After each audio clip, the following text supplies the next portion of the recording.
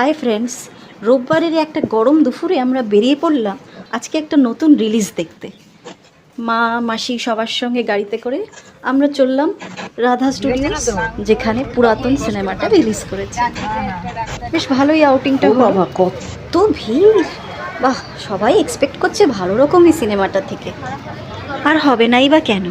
After all এত বছর পর শর্মিলা টেগোর আরেকটা বাংলা ছবি যে করছেন। দেখি কেমন হয় সিনেমাটা। হলের বেশ কম্পাউন্ডটা তো বেশ সুন্দর। ভেতরটাতে আশা করি এসিটা জোরদার হবে। বাহ, এসিটা তো বেশ জোরদার, আমার তো বেশ শীত লাগছে। আমার কিন্তু মুভিটা দারুণ লাগলো। আর এখানে বয়সকালে ব্রেনে কত রকমের সমস্যা হয়, যেমন কি অ্যালজাইমার্স, ডিমেনশিয়া, সেটা একটা প্রচণ্ড সুন্দর ইমোশনাল পোর্ট্রেল। আমার তো মনে হয় তোমরা সবাই একবার দেখে এসো।